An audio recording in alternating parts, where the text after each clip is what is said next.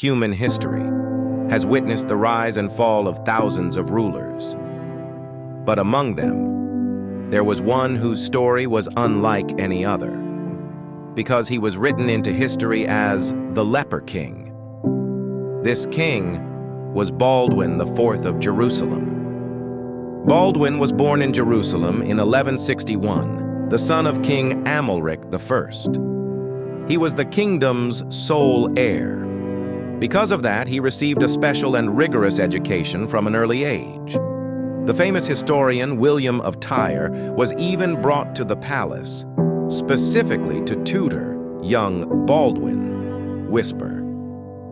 At first, everything seemed normal, until one day William noticed something strange. During a game, Baldwin and his friends were scratching each other's arms with their fingernails.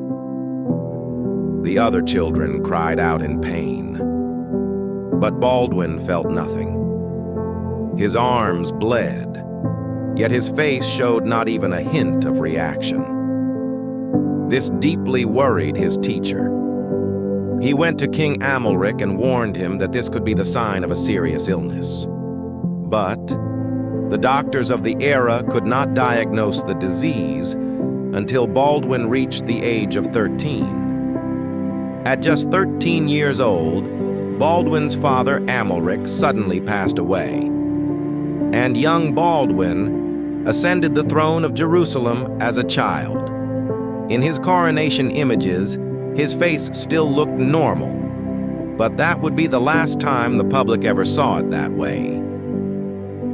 Because shortly after, Baldwin was officially diagnosed with leprosy. As he entered adolescence, the disease became unmistakable. His skin deteriorated, his flesh decayed, and his facial features changed. From that moment on, Baldwin spent the rest of his life wearing masks, thick cloaks, and gloves. No one ever saw his face uncovered again. At the time, leprosy was seen as a curse from God. Those who suffered from it were shunned and cast out of society. But this time, the afflicted was not a peasant. It was the King of Jerusalem himself. The nobles believed he would not live long and expected him to relinquish the throne soon. So, until Baldwin turned 16, the kingdom was ruled by regents. The greatest threat to the kingdom of Jerusalem was the Muslim forces led by Saladin. The regents, seeing Baldwin's condition as weakness, signed a peace treaty with Saladin. But once Baldwin turned 16, he took full authority into his own hands. And his first action was to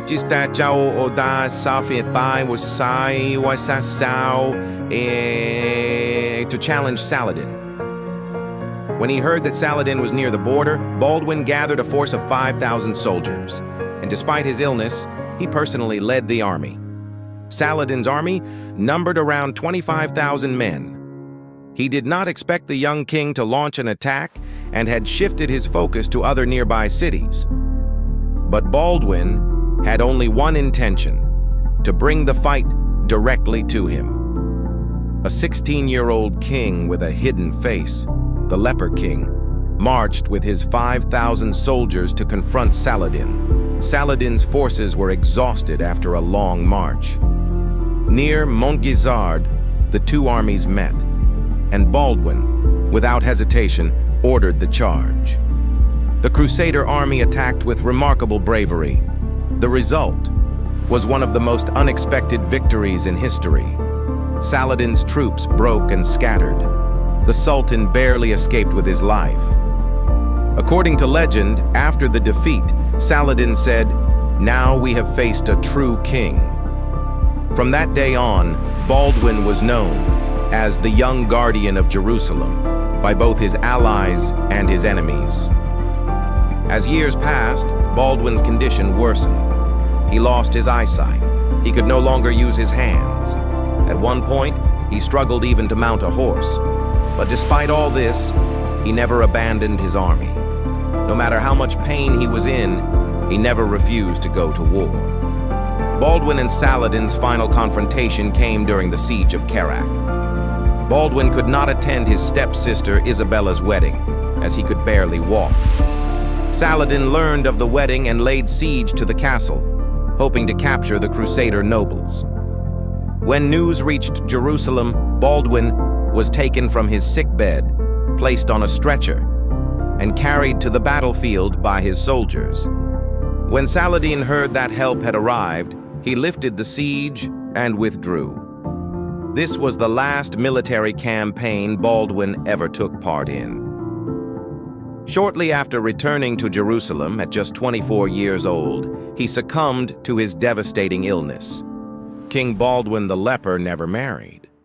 He had no children. He was succeeded by his 9-year-old nephew, Baldwin V. But no one defended Jerusalem as he did. And only 3 years after Baldwin's death, Jerusalem fell to Saladin.